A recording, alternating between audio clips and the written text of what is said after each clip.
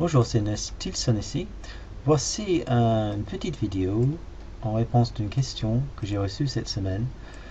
La question c'était comment faire les portes avec les montants filantes et sans traverse et un panneau central qui va jusqu'au bout de la porte. Comme ceci, on peut voir que on a des montants massifs avec un panneau au milieu qui peut être du plaqué ou un panneau décoratif quelconque. Donc en fait, cette opération est extrêmement simple. On va revenir sur... Attendez 5 secondes. Je vais revenir sur un nouveau meuble. Si je commence un nouveau meuble, on va donner un petit peu les dimensions sur le meuble pour que ça ait des proportions à peu près correctes. On va cliquer ici et ajouter une porte. Et on va mettre une porte double dans ce cas-là, par exemple. On va mettre peut-être la langue en français. Donc ici, on a maintenant deux portes. On peut les voir comme ceci. Deux portes simples en panneau. On veut un porte assemblé. Je sélectionne une porte.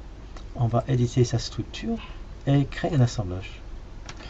On va faire des montants filantes pour que les montants aillent vers les extrémités de la porte.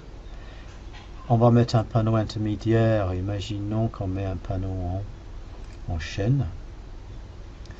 Et la traverse haute, je clique sur la traverse haute, cette partie-là. Et au lieu de mettre un matériau en chaîne, je vais mettre un matériau en barre nulle. Donc il va disparaître. Pour avoir accès à la traverse basse, je dois afficher, je clique ici, afficher les paramètres avancés. Et j'aurai à ce moment-là la traverse basse qui est affichée. Et pareil, on va mettre en matériau barre nulle. Et si je regarde les paramètres du panneau central ici, on a chaîne 22. Par défaut, il est centré sur l'épaisseur des deux montants. Je vais modifier ce positionnement et je vais le mettre à fleur avec l'arrière. Et je clique sur OK. Et à ce moment-là, j'ai ma porte. Vous voyez, j'ai une porte à deux montants filantes et un panneau central qui va jusqu'au bout sans traverse.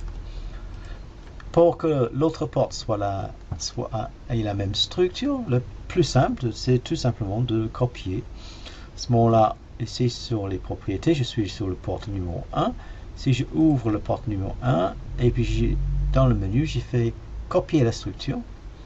Je clique sur le porte numéro 2 pour le sélectionner. Maintenant, il est en orange, donc il est sélectionné. J'ouvre ses paramètres et éditer sa structure.